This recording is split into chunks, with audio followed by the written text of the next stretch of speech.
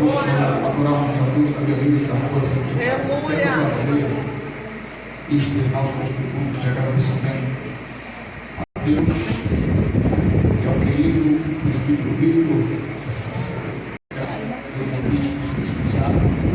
Deus abençoe toda a nossa vida. Amém? Parabéns pelo trabalho, parabéns pela campanha, pela vigília. Deus possa abençoar em nome de Jesus.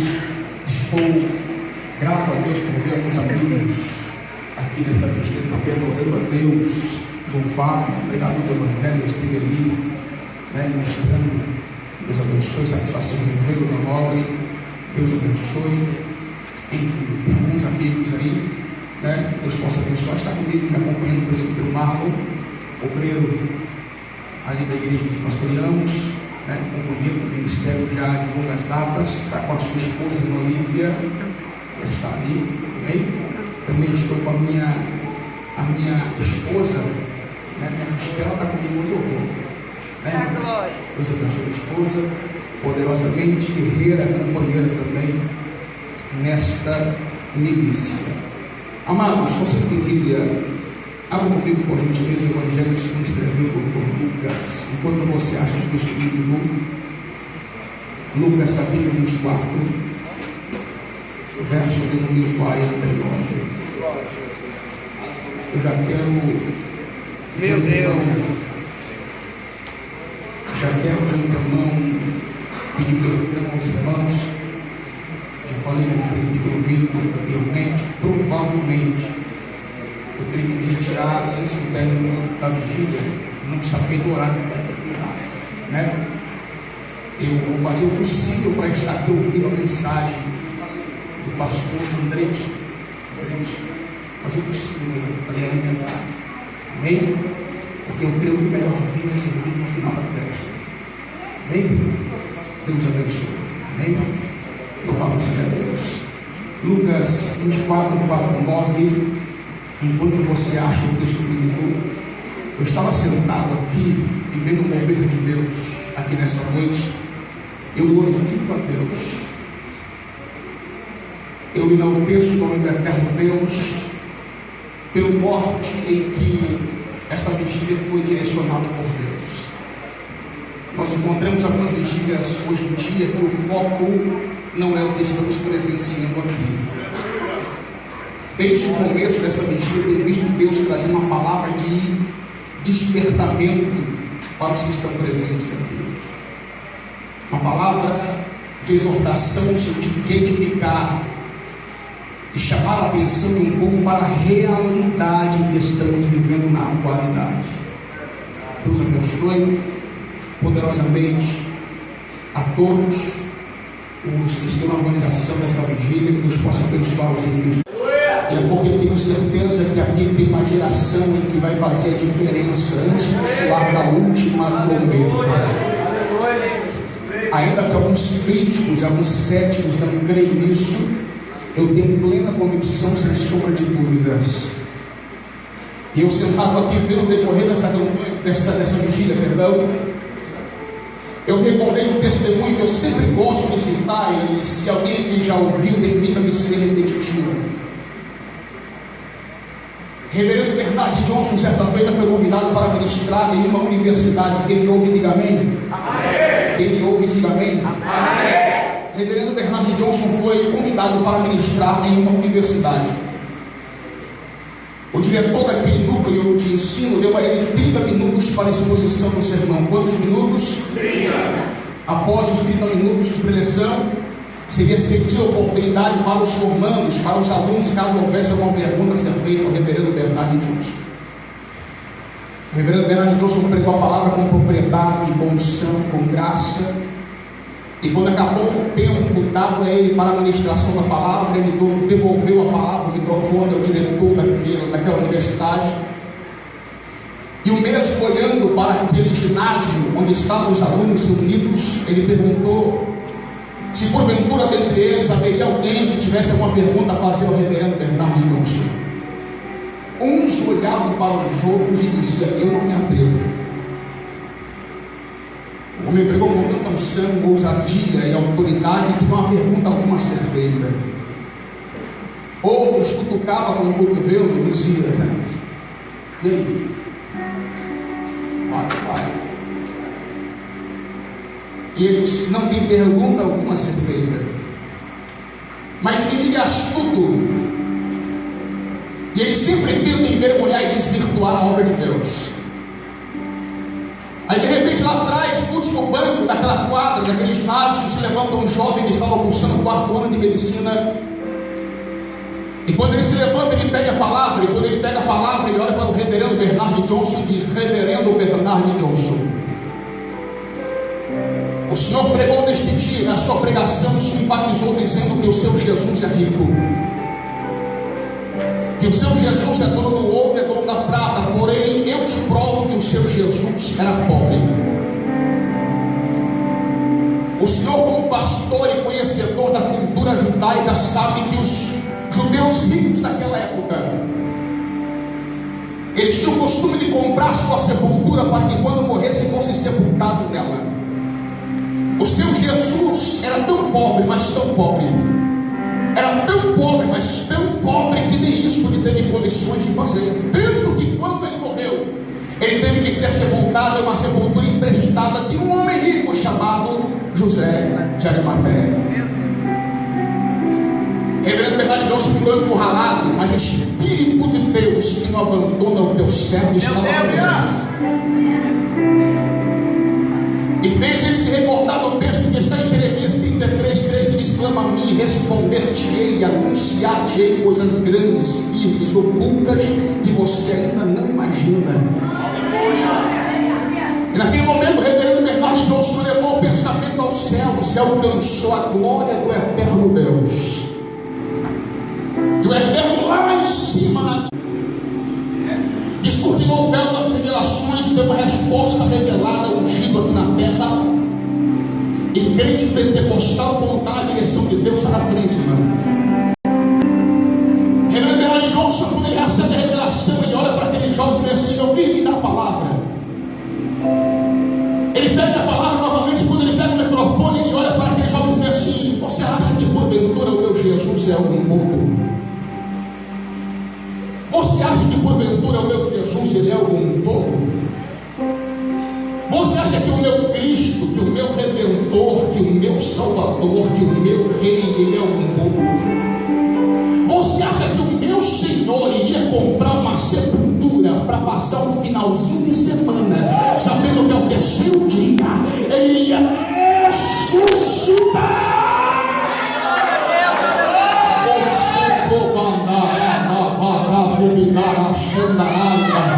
O maior motivo de estarmos aqui nesta noite não é porque você foi convidado para participar de uma reunião evangélica. Não. O maior motivo de estarmos aqui hoje não é porque alguém foi na tua casa e te convidou você para participar de uma vigília onde Deus vai tratar e vai falar profundamente. Não. O maior motivo de estarmos aqui não é porque foi vinculado nas redes sociais o cartaz da vigília convidando o povo para o encontro espiritual. Não. O maior motivo de estarmos aqui é porque existe um túmulo em Jerusalém que está vazio.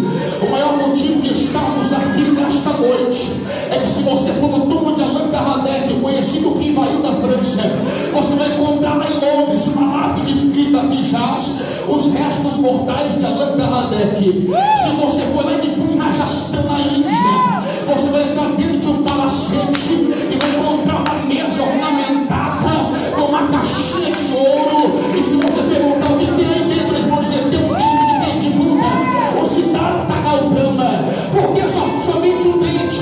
Eles vão responder: porque ele pediu antes de morrer que ele fosse cremado, porque ele não conheceu a verdade. Para ele tudo era vão, nada mais e nada menos. Se você for no túmulo de Arama Bife, o fundador da maçonaria, você vai encontrar uma lápide escrita: aqui jaz os restos mortais de Irama Bife, nada mais e nada menos.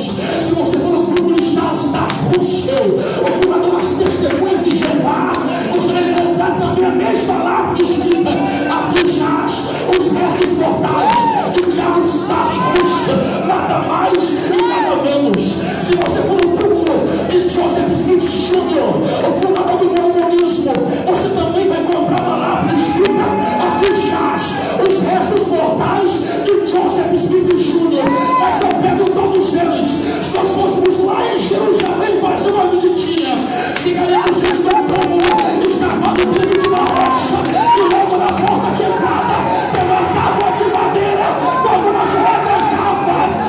Alguém vai dizer, pastor Ivan, aqui é uma lápide igual a dos outros. Eu diria, não, entra primeiro e visita o túmulo. Eles iam entrar, olhar de um lado, olhar do outro e dizer, eu não vejo ossada, eu não vejo caixão, eu não vejo nada. Por que está vazio? Cadê a ossada dele? Eu disse, a resposta está logo na entrada, na porta de entrada. Como é? Naquela lápide que está na porta. É igual aos outros não. O que está escrito aqui? He is not here for his. Dizendo, ele não está mais aqui, porque ele já ressuscitou.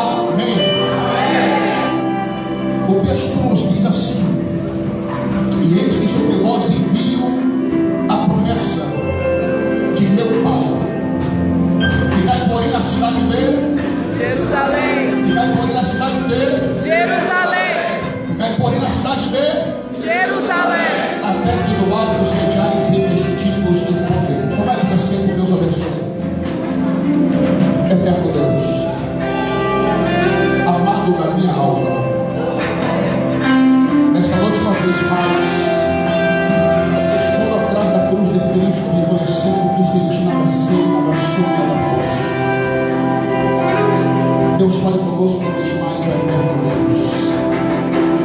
Que o Espírito de revelação e de sabedoria esteja sobre nós. Traga-nos uma revelação que está por trás da letra, escondida em ti. Pois a palavra nós lemos, fizemos menção, mas a revelação oculta da mesma está escondida em ti. Por isso te pedimos e suplicamos, revela-nos, ó Deus, porque está escondido por trás da letra, e traga-nos ao coração da igreja nesta noite, em nome de Jesus. Amém. Queridos, nós temos um texto bíblico que nos traz algumas verdades e que me chama a atenção. O texto que nós lemos no Evangelho segundo escreveu o doutor Lucas, no seu capítulo 24, verso 49. Narramos uma passagem que Jesus, antes de ser assunto aos céus, ele reúne os seus discípulos e dá a ele as últimas orientações concernentes ao ministério aqui na terra. E quando Jesus reúne os discípulos e começa a dar a ele as últimas coordenadas, Jesus começa dizendo: eis que eu envio sobre vós a promessa de meu Pai, porém ficai na cidade de Jerusalém até que no alto sejais revestidos de poder. O que me chamou a atenção é o fato de Jesus ter selecionado, escolhido, determinado a cidade de Jerusalém. Jesus então ele começa animando os discípulos devido à perseguição, devido à afronta. Jesus começa animando os discípulos dizendo: ei, não se preocupem não, eu vou enviar sobre você a promessa do Pai. Os discípulos se alegram, Porém, ele continua dizendo: para você receber tais promessas, existe uma condição. E ele escolhe qual condição, mestre? E Jesus continua dizendo: ficai, porém, na cidade de Jerusalém. Os discípulos talvez poderiam indagar e dizer: mas mestre, ou Jesus, por que Jerusalém? Por que não uma outra cidade da Judeia ou da Galileia? Por que a cidade de Jerusalém, uma cidade de perseguição? Aqui te julgaram, aqui te açoitaram, aqui te humilharam, aqui te crucificaram, e aqui estão os perseguindo. Por que somente a cidade de Jerusalém? Por que não uma outra cidade? E Jesus então talvez poderia olhar para os discípulos e dizer assim: aí está um dos segredos de permanecer na cidade de Jerusalém como condições de cumprimento profético. E eles souberam. Jesus poderia responder: eu sou mestre em honrar o meu povo na terra da sua aflição. Eu sou mestre em honrar o meu povo na terra da sua perseguição. Eu sou mestre em honrar o meu povo na terra da sua afronta. Os discípulos estavam com medo de permanecer em Jerusalém, porque lá eles estavam caçando os crentes, os discípulos, para crucificar, assim como fizeram com Cristo. Porém, Jesus disse: para vocês receberem as promessas que foram feitas para vocês, não adianta fugir da afronta, não adianta fugir da perseguição, não adianta fugir da calúnia, não adianta fugir da difamação, não adianta fugir do levante. Por quê? Porque eu quero honrar vocês exatamente no lugar onde estão nos perseguindo. Quando eu falo sobre isso, eu falo porque tem muitas pessoas dentro das igrejas que por muitas vezes já oraram e pediram e pensaram: vou pedir carta ao meu pastor para ir para uma outra igreja, porque não estou suportando a afronta e a perseguição dentro da minha própria igreja. Tem muitas pessoas que talvez estão passando por dificuldades, por provações, por perseguições dentro da sua própria igreja, e já pensaram em recuar, em desistir, já pensaram em pedir carta para sair. Porém, Deus está dizendo: ei, eu fiz promessa e eu sou fiel para cumprir cada uma delas. Porém, o lugar da promessa é onde você está. Mas estão me caluniando, permaneça em Jerusalém. Mas estão me perseguindo, permaneça em Jerusalém. Jerusalém tipifica a igreja. Jerusalém aponta para a igreja. Jerusalém significa a igreja. Sendo assim, Jesus está dizendo: ei, que a promessa não se afaste da igreja, não se distancie da igreja, não vai embora da igreja, não sai da igreja. Podem te perseguir, podem te caluniar, podem se levantar contra você, mas não te preocupe, o momento certo da promessa vai chegar. Não se preocupe, porque eu vou te honrar exatamente onde estão perseguindo vocês. Não saia, não arrede o seu pé, não saia do lugar e da posição da promessa, porque onde estão te perseguindo vai ser um lugar que eu vou honrar para a glória do nome do Deus que fez os céus e a terra. Mas pregador é curioso, pregador é curioso. Eu continuei periciando a Bíblia e perguntando: mas Jesus, de fato, por que Jerusalém? Por que não outra cidade? Isso é enfático dizer: permaneça na cidade de Jerusalém como local de cumprimento profético. E eu fui para a etimologia. Eu comecei a pesquisar. A palavra Jerusalém vem de duas variantes, ou duas conotações do hebraico: Yerushalayim, habitação da paz. Eu pensei: de fato, Jesus só cumpre promessa, só age, só atua, só trabalha, só se manifesta onde existe paz. Hoje em dia tem muitas igrejas e ministérios que parecem um campo de guerra minado. É conjunto contra conjunto, é obreiro contra obreiro, é pastor contra pastor. Por isso você não vê mais batismo no Espírito Santo, você não vê mais dons espirituais, não vê mais manifestação de Deus, não vê mais cura divina, não vê mais libertação, porque o Espírito se afastou, porque expulsaram o Espírito daquele ambiente. A paz não habita mais naquele lugar, e o Espírito se retira. Mas ainda assim eu perguntei: Jesus não é o suficiente? Por que Jerusalém?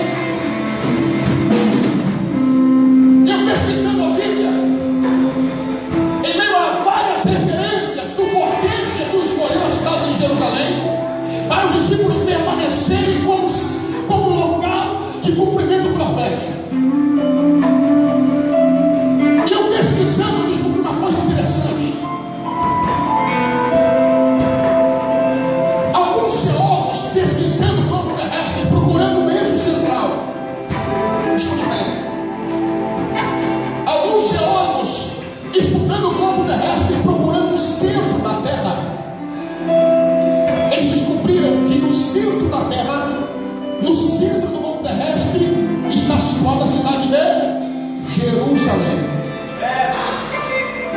Quando Deus lá da eternidade olha para baixo e olha o globo terrestre e procura o centro, o meio, ele encontra o quê? A cidade de Jerusalém.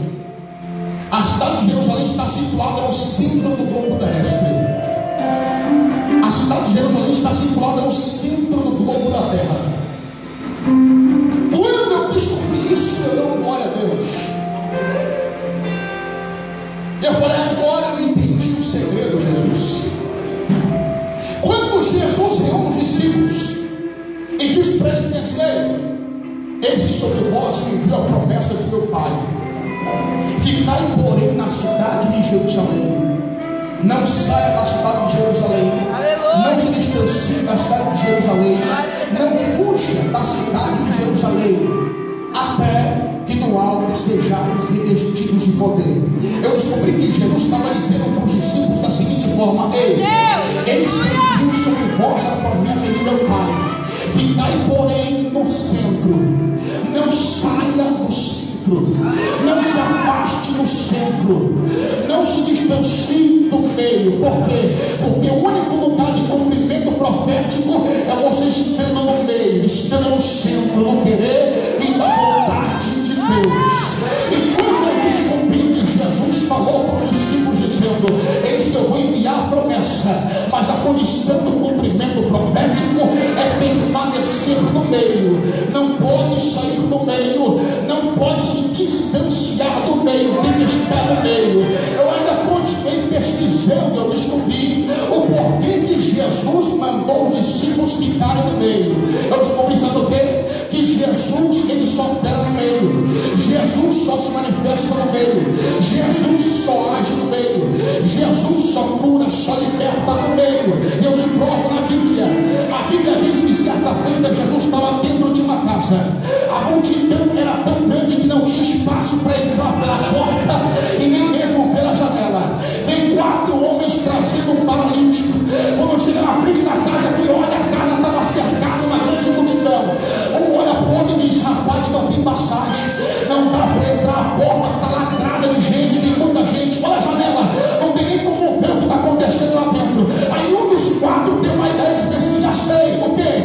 Vamos passar por cima do telhado. Aí ele falou assim: mas peraí, por cima do telhado até que daria certo, mas como é que nós vamos saber onde está o da casa? Aí ele responde assim: é só tirar o telhado no meio, porque ele está sempre no meio da casa, ele está sempre no centro, ele está sempre no meio, subindo em cima da casa, tiraram o telhado, pegaram o paralítico e desceram para ir no meio, onde nada, Jesus no meio, o paralítico saiu aleijado, mas saiu babado para agora, o Cristo que está no meio, no meio,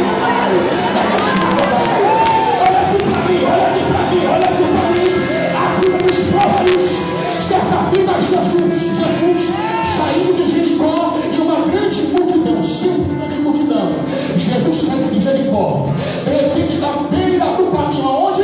Na beira. Aonde? Na beira. Na beira do caminho estava o cego mais famoso da Bíblia, Bartimeu, o mendigo mendigando à beira do caminho. Jesus passando com a multidão, o povo gritando: Jesus de Nazaré, Jesus filho de Maria, Jesus o carpinteiro, Jesus nem dando ouvidos, caminhando e indo, e cerca de 3 a 5 mil pessoas acompanhando Jesus, e Jesus caminhando. De repente Bartimeu cego grita por Jesus: Jesus, pare imediatamente no meio da multidão. Eu fiquei curioso, perguntei por que Jesus parou quando Bartimeu gritou e não parou quando a multidão gritava. Aí eu parei para ver como Bartimeu clamou. Bartimeu pergunta: o que está acontecendo aqui? Alguém responde dizendo: é Jesus de Nazaré,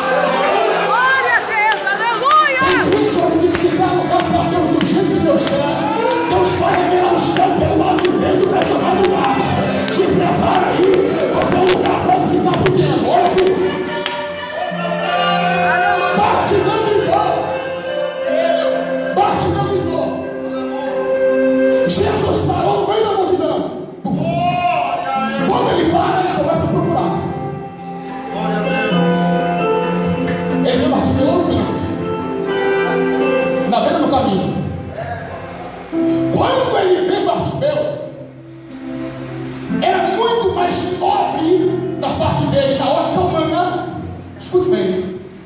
Jesus é mestre em quebrar protocolo e andar na contramão da lógica humana. Aleluia! Quando ele veio Bartimeu, pela lógica humana, era muito mais nobre da parte dele ir até o deficiente. Porém não. Jesus estava no meio do caminho lá. Ele viu Bartimeu no canto, gritando, desesperado. Ele chega para alguém lá para vencer. Vem cá, oi, vai lá, pega aquele mendigo cego, fala com ele que eu quero falar com ele, traga ele aqui. Aí alguém diz assim, mas mestre, é mais fácil o senhor até ele. Ele é um paralítico, ele é cego, ele é mendigo, está à beira do caminho. Aí ele diz assim, eu sei, por isso que eu estou te mandando você buscar ele. Por quê? Porque eu não falo com ninguém no canto, na beirada. Eu só pego no meio, só trabalho no meio, só respondo no meio, só pulo no meio, só ajo no meio. Então tira ele do canto e traz ele pro meio. Porque no canto eu não trabalho, no canto eu não tiro, no canto eu não chamo, no canto eu não liberto. Tira o canto e traz pro meio, pro meio, pro meio, pro meio, pro meio. Olha aqui, olha aqui.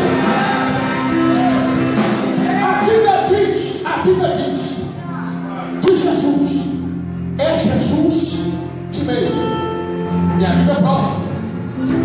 Continuando, na era de Patmos, tem a visão dos 7 castiçais de ouro. E no meio, não é no canto, no meio, não é do lado, no meio dos 7 castiçais, dos 7 candeiros, que simbolizam a igreja, estava quem? Jesus. No meio dos 7 castiçais de ouro. Por quê? Porque ele sempre se encontra no meio. Lá na antiga aliança, no Antigo Testamento, Sadraque, Mesaque e Abednego foi lançado dentro da fornalha de fogo ardente. O rei olha, ele se esconde, espera aí. Nós não somos 3 homens, mas 94. E o quadro é semelhante ao filho do homem. E o meio da fornalha.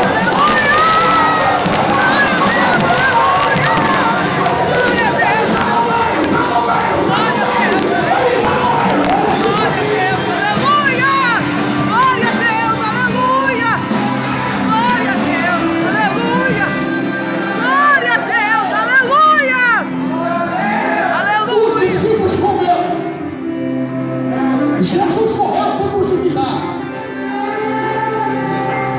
Eles entraram numa casa, trancaram a janela, trancaram porta, colocaram ferrolho, colocaram corrente, colocaram cadeado, pregaram. E no que atitude? De repente, Jesus, sem bater na porta, sem pular a janela, aparece no meio deles e diz: paz seja convosco. Porque ele sempre nos surpreende onde? No meio. Quando falamos da Trindade, falamos sobre Pai, Filho e Espírito Santo. O Filho está onde? No meio. Porque Jesus é Jesus de meio. Quando eu olho a crucificação de Jesus, ele foi crucificado, olha para a esquerda, olha para a direita, ele está onde? No meio. Porque ele é Jesus de meio. Ele está no meio, ele está no meio, ele está no meio. E se ele está no meio, ele está falando agora. Ele está no meio.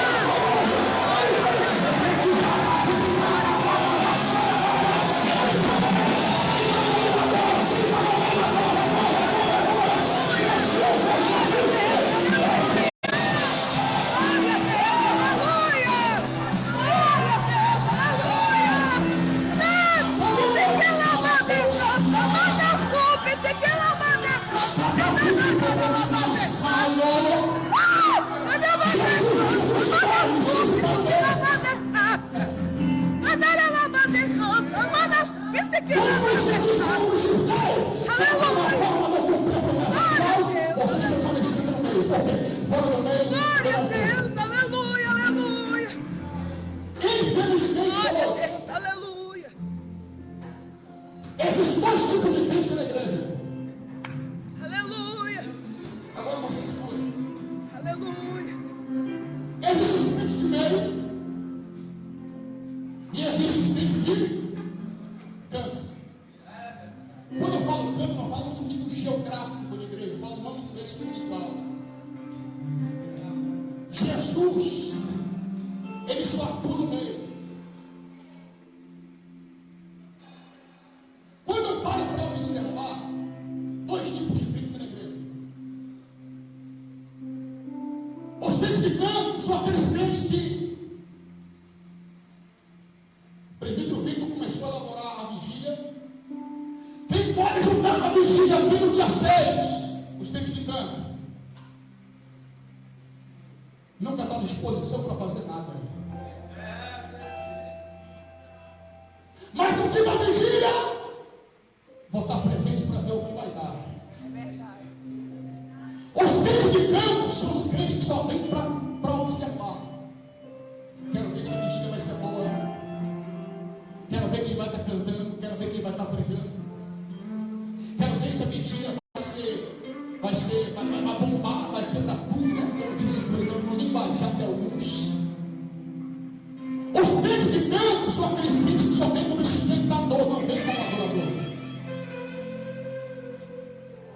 Os crentes de canto são aqueles crentes que só vêm para olhar e depois sair lá fora como repórter de Satanás, dizendo que não aconteceu, que não foi, que não fez, que não teve. Por quê? Porque está cru, está morto, e crente morto não sente nada. E os crentes de meio? Crentes de meio diferentes. Crente de meio, quando você levanta algum propósito na igreja, é o primeiro a levantar a mão e dizer assim: estou no meio, conta comigo. Crente de meio é aquele crente que vem para o mundo, ele vem como adorador. Independente da circunstância, da situação, da dificuldade, da prova. Se você também chegar na casa dele e abrir a despensa, você vai ver que a despensa está vazia. Mas se você rasgar a alma dele, você vê que a alma dele está cheia. O diabo fica irado e sem entender alguns crentes na igreja. A porta está fechada, a porta não se abre. Tem Deus desempregado, ele está preocupado, tem família para cuidar, mas ele está perseguindo, adorando a Deus, com um sorriso estampado na face. E todo tempo adorando e dizendo: só o Senhor é Deus, só o Senhor é Deus, e só o Senhor é Deus. O diabo quer bater, a força de Deus, a maioria não está na velha, a maioria está querendo a alma dele.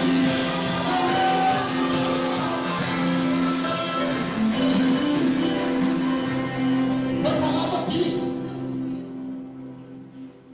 pelo profeta.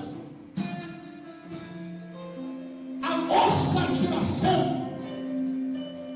é uma geração que para alguns está condenada, fadada ao fracasso.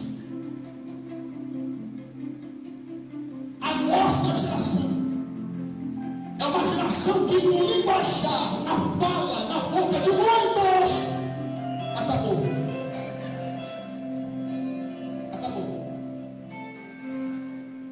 Mas eu glorifico a Deus porque eu tive o privilégio de pegar, eu sempre digo isso, de pegar a sombra da geração anterior.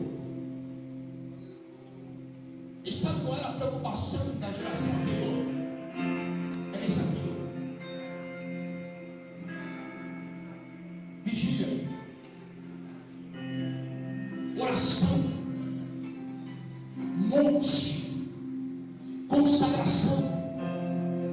E sabe qual era a preocupação da geração anterior no culto, na igreja? Não era ver quebrar tudo. Não. A preocupação da geração anterior era dobrar o joelho e orar. E na oração dizer: Deus, batiza nessa noite com o Espírito Santo.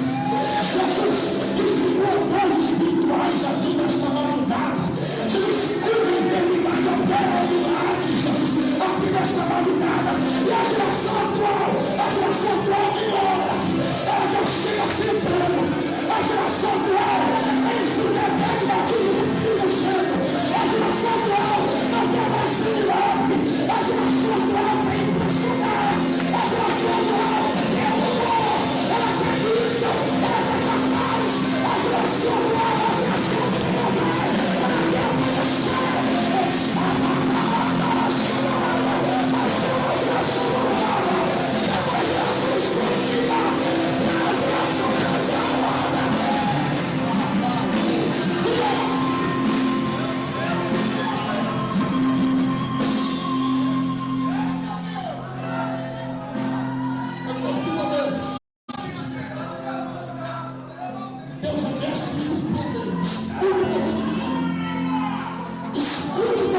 dizendo: Deus é mestre em surpreender. Imaginação escondida.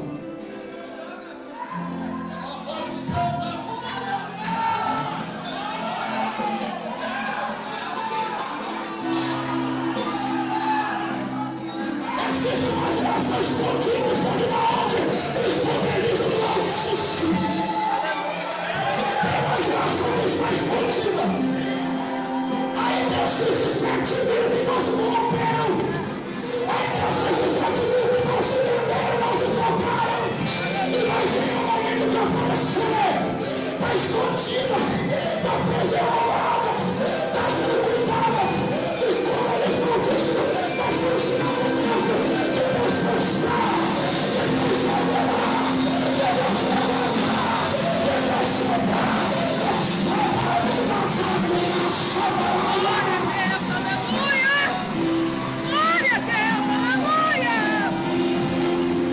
Glória a Deus, aleluia, aleluia! Glória a Deus, aleluia! Há um tempo atrás, escuta o que eu dizer. Há um tempo atrás, uma professora pegou a sala, os alunos, as crianças da sala, alugou ônibus e foram fazer uma visita na casa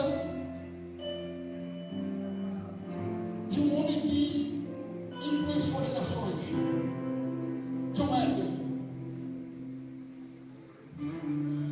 Aquela professora pegou as crianças, colocou no ônibus e foi para a casa de John Wesley. Nós vamos visitar a casa de John Wesley, o grande pregador. Quando chegou na casa de John Wesley, começaram a visitar a casa dele, os cômodos da casa. Chegaram na sala, aquela sala de John Wesley.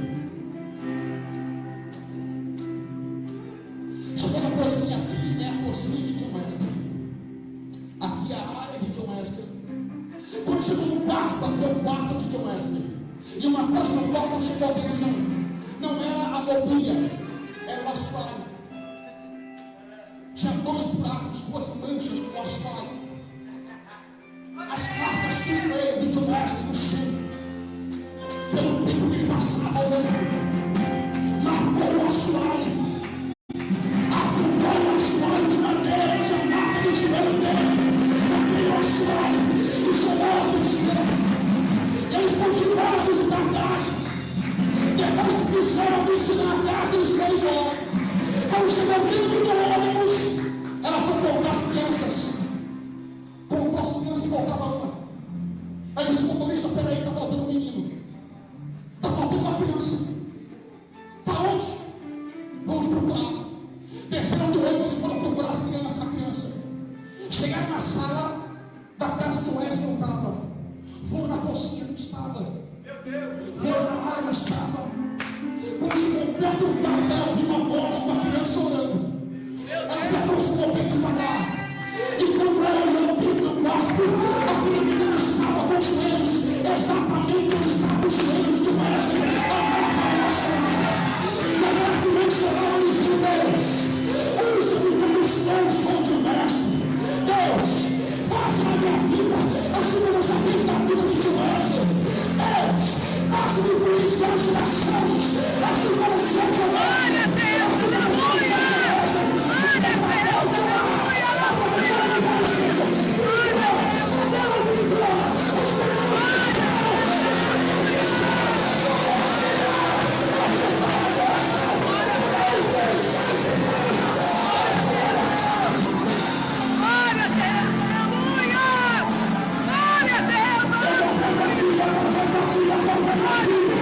Uma geração que vai estar